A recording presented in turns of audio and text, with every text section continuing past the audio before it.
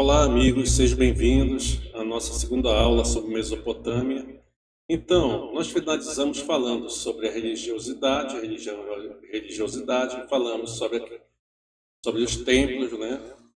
Vamos voltar aqui. Falamos sobre os templos e falamos sobre o papel dos sacerdotes desses templos, certo? Tá bom, aí nós vamos avançar um pouco mais agora. Aí sim nós vamos ver um resumo sobre a Mesopotâmia. A gente vai ver esse resumo sobre a Mesopotâmia através de suas características principais que são abordadas nos exames, tá certo? Vamos lá. Aí nós temos as invenções, correto? Então, temos que ver que a agricultura ela é inventada pelas mulheres ainda no Neolítico, né? Que faz parte da pré-história. Mas aqui a agricultura é desenvolvida em larga escala, tá certo? Com o emprego de escravos. Nós vamos ter a prática da escravidão surgindo em larga escala aqui na Mesopotâmia, entendido? Principalmente daqueles povos derrotados na guerra, nas batalhas. Entendido até aí? Então tá, nós vamos ter a mão de obra escrava e a agricultura aplicada em larga escala para a produção de excedentes. Não mais para a sobrevivência da tribo, mas para poder esses excedentes são usados para estimular a prática do comércio. Entendido até aí? Perfeito, né? Então tá, nós temos a prática da agricultura em larga escala, com a mão de obra escrava. Nós temos a domesticação de animais, agora para o uso do arado, né, na forma de bronze, para aumentar a produtividade agrícola. Nós temos as tecnologias de construção. Todas essas tecnologias de construção são tecnologias hidráulicas, né, voltadas para aproveitar a potencialidade dos rios, né, a potencialidade fluvial desses rios, correto? É por isso que a gente vai chamar tanto a sociedade mesopotâmica, as sociedades da Mesopotâmia, como a do Egito Antigo, de sociedades o quê? Sociedades hidráulicas, tá certo? E dentre as principais invenções nós temos a escrita. A escrita ela vai ser um grande avanço em termos tecnológicos para a humanidade, porque vai possibilitar o registro dos fatos históricos, né, dos eventos, através do censo da população, registrar a questão da contabilidade, do pagamento de impostos, o armazenamento de grãos, correto? A partir daí também vamos poder fazer regras de conduta escrita para organizar melhor a sociedade. Então a escrita é um elemento de destaque aqui na Mesopotâmia. Ela é o divisor de águas entre os primórdios da humanidade, né, da pré-escrita, até as sociedades mais complexas, entenderam? Que é a partir da Mesopotâmia. Entendido até aí? Então, por isso que ela está em negrito aqui. Nós temos aqui os povos principais que habitaram a Mesopotâmia, tendo destaque os sumérios, os assírios e os babilônios. Tá? E são povos originais. Aí nós temos povos que transitaram, perfeito? Nós temos os povos hebreus, medas, persas, gregos, mongóis. Esses foram os povos mais importantes. Tem outros povos menores, como os medas, os hititas, mas esses não entram aqui no caso, tá? É só para você lembrar, né, o quanto isso é importante. Por quê? Porque o contato entre esses povos deu origem a novas invenções, a novas ideias, a novas estratégias de comércio, tá entendendo? A novas invenções, a novos hábitos, correto?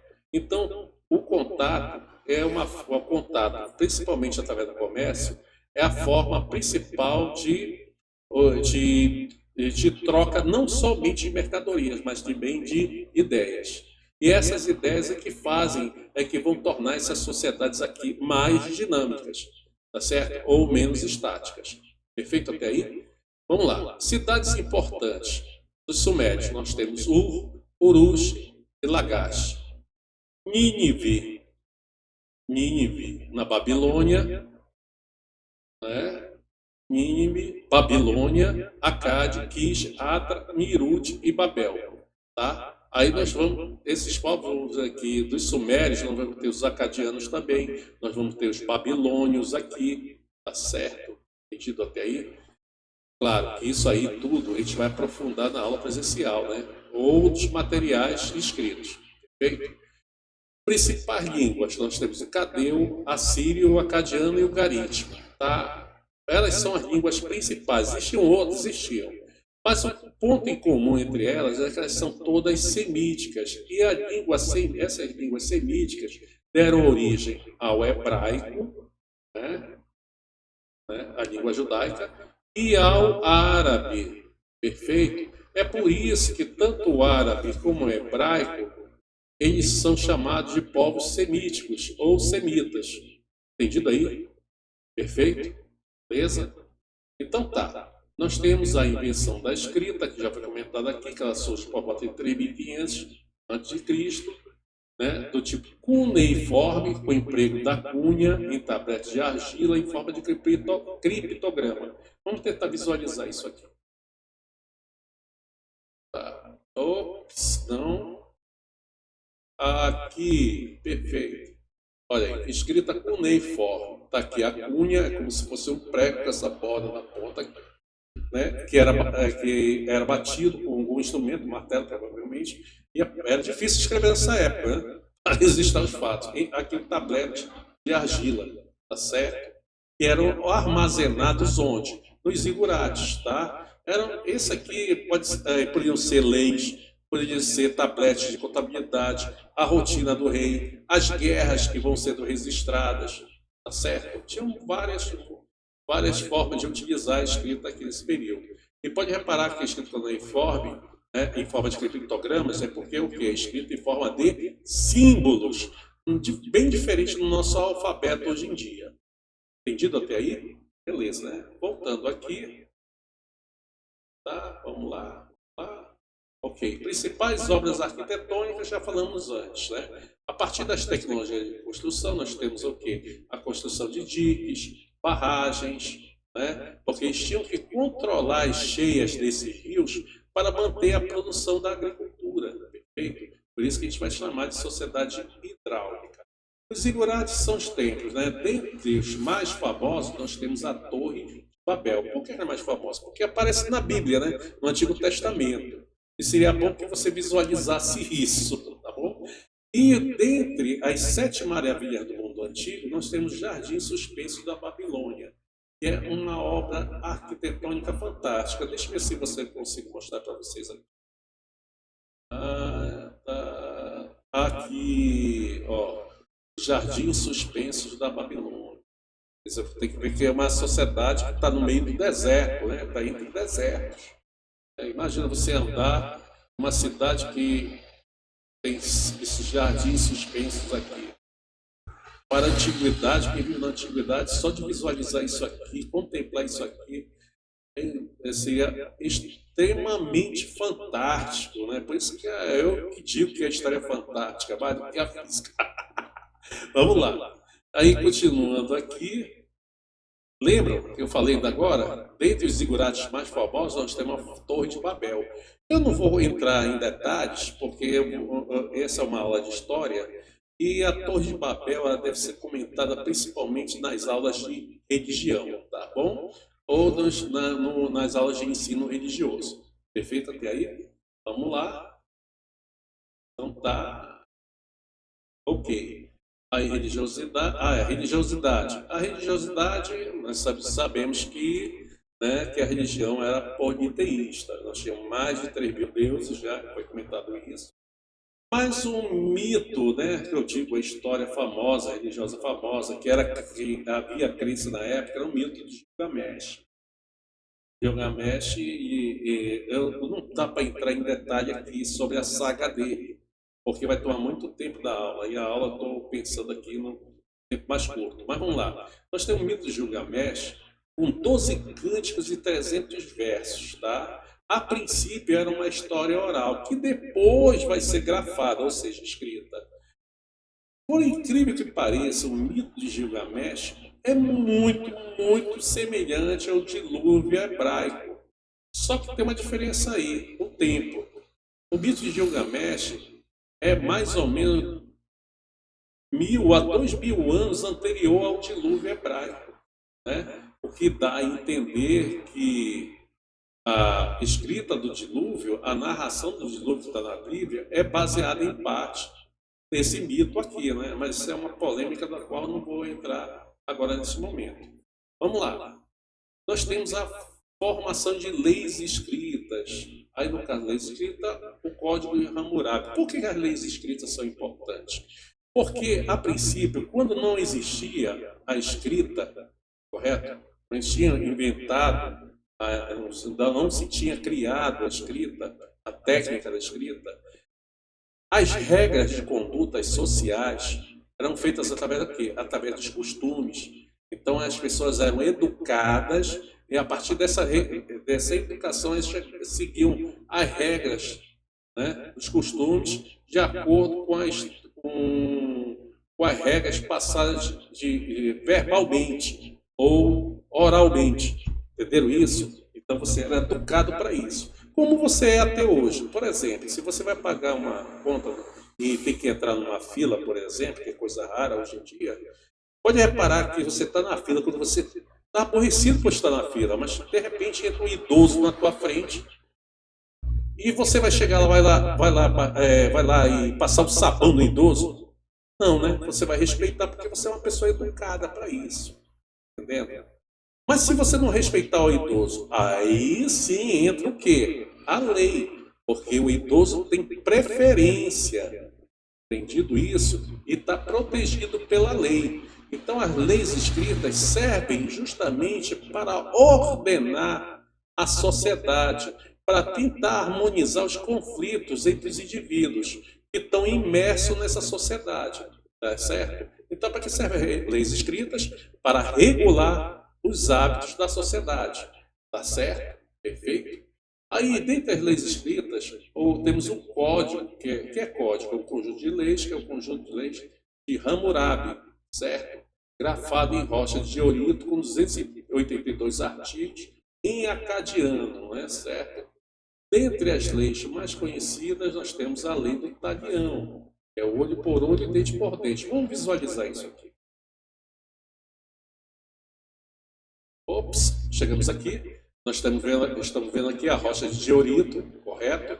E atrás, ou em volta dessa rocha aqui, ou aqui embaixo, aqui, sob ela, nós estamos vendo os artigos de lei, né, que vão pegar todo o entorno dela por trás, tá certo? Estamos vendo sargão aqui. Aí, isso aqui eu comento em sala, tá bom? Aí, o que é importante é isso aqui, ó. Ops, vamos voltar, caramba, voltar. São essas leis aqui. São os 300 artigos, que são as leis escritas que vão ordenar a sociedade, né, mesopotâmica aqui. Entendido até aí? Então, beleza, né? Então, vamos voltar aqui. Correto? Então, dentre as leis, a mais conhecida é a lei do talião, que é olho por olho e dente por dente, que é a lei mais antiga, né? Considerada a mais antiga da humanidade. Olha, mas olho por olho e dente por dente, você sabe, né? Você brigou com seu amigo, tirou o dente dele, você vai ter que pagar com outro dente. Se o cara furou o olho do outro, ele vai ter que pagar com o olho. E se ele tirou a vida do sujeito, aí o outro vai ter que pagar com a vida, mas espera lá. Depende aqui. Por exemplo, era uma sociedade de classes. Se um agricultor tira a vida de um agricultor, um artesão, ele vai pagar com a própria vida.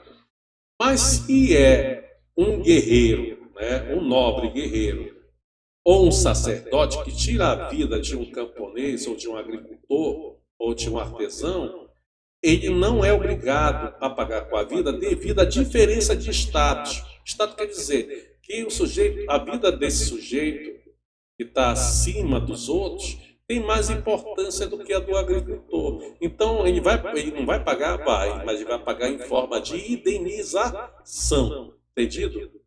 Então, não deve se levar a rigor esse termo aqui, olho por olho e dente por dente. Depende muito da situação e do contexto em que está situada a circunstância do crime. Entendido? Então vamos lá, voltando aqui, nós só precisamos visualizar agora, aqui o templo, né, a cidade, o templo central do culto, águas salinas, secundárias, tal. Eu já estou inventando aqui, né, aqui os esgotos, né, a escada principal para a entrada do templo, é só para vocês visualizarem que esse é o templo principal da cidade-estado. Perfeito? Aí nós vamos aqui, as sociedades mesopotâmicas. Já falamos isso na primeira aula, mas só para reforçar. Nós temos o rei, nós temos sacerdotes, nobres e militares, correto? Que está no topo da pirâmide da sociedade Suméria ou Mesopotâmia ou Acádia, certo? Oxi. Tá. Nós temos o rei, ele é o chefe guerreiro e é também chefe da religião. Okay? Então, ele que controla a vida, tem poder de mando sobre o sacerdote e a nobreza, de forma geral. Né? Os nobres são tanto sacerdotes, você pode ser um nobre religioso, ou um nobre militar, mas você é nobre. Até a classe intermediária, nós temos os comerciantes, né, que são aqueles que enriquecem a cidade através do comércio. Nós temos os escribas, eles são muito importantes porque eles que vão registrar a economia, os feitos de guerra, né, as ordens do rei, as leis reais. Então, os escribas são uma categoria intermediária muito importante nessa sociedade, e os artesãos, né, que são aqueles que têm uma profissão, que é isso que vocês estão buscando, né? Na formação de vocês. A profissão é que vai dar autonomia, de liberdade para vocês dentro da sociedade capitalista, uma autonomia relativa, tá?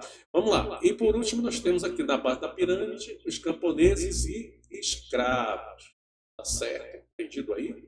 Beleza. Aí nós temos a pirâmide social, né? Na Mesopotâmia. Vamos voltar aqui. Já vimos essa imagem. Ok, vamos lá, já vimos essa imagem, está aqui a escrita, ela é pictográfica, feita através de símbolos, diferentemente do nosso alfabeto, perfeito? Vamos lá, a Torre de Babel, a escrita cuneiforme, o Jardim da Suspense da Babilônia, aqui o mapa da localização, para vocês se situarem aqui na região do Oriente Médio, né, chamado Oriente Médio atualmente, ou Oriente Próximo, correto? Aí, que mais? A região do Crescente Fértil, perfeito? E assim nós encerramos a nossa aula sobre Babilônia. Qualquer dúvida, consulte os materiais, né, em PDF ou pergunte a mim presencialmente na sala, ok? Abraço, pessoal, e bom dia.